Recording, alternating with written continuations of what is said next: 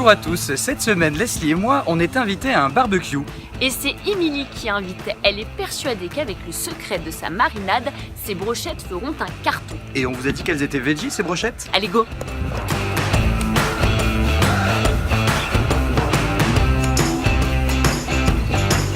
Donc aujourd'hui je vous prépare un menu spécial barbecue avec des patates douces à la crème de coco et des brochettes tofu ananas marinées.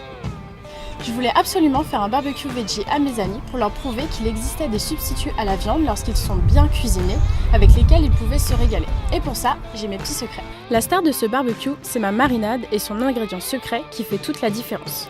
Il faut la préparer un peu en avance, de préférence la veille. Comme ingrédient, vous allez avoir besoin de tofu, d'un ananas, de citron et de miel.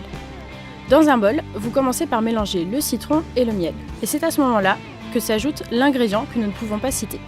Ensuite, vous rajoutez le tofu. Une fois que vous avez laissé mariner le tout pendant au moins quelques heures, vous réalisez vos brochettes en alternant tofu et ananas. Et maintenant, il n'y a plus qu'à griller. En accompagnement des brochettes, j'ai préparé des patates douces à la crème de coco. En 4 étapes, c'est bouclé. Étape 1. Vous frottez les patates avec un peu d'huile d'olive et de sel et vous les enveloppez dans du papier d'alu. Étape 2. Vous les faites chauffer 30 minutes au barbecue, 15 minutes de chaque côté. Étape 3. Profitez de ce temps pour faire revenir un oignon avec du sirop d'érable. Étape 4. Au moment de servir, incisez votre patate douce et déposez-y une cuillère à soupe de crème de coco, une cuillère à soupe d'oignon caramélisé, un brin de ciboulette, sel, poivre et c'est prêt. Et je mets tout le monde au défi de trouver l'ingrédient qui fait que ma marinade est si spéciale.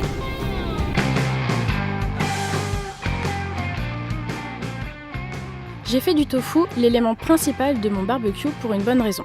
En France, les gens ont des a priori sur ce produit qui peut à première vue paraître fade. Mais en Asie, c'est un plat à part entière dont les variantes sont multiples. Tout dépend de la manière dont il est cuisiné.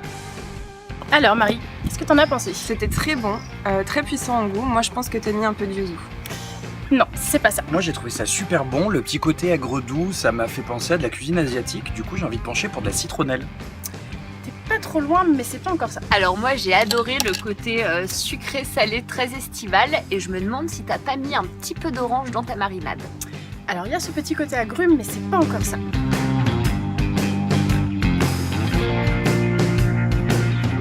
Vous l'avez tous vu, avec Romain, on n'a pas réussi à trouver l'ingrédient mystère. Mais vous pouvez jouer, et si vous devinez ce que c'était que cet ingrédient mystère, vous pourrez remporter un panier Björg. Gros bisous à tous! Salut!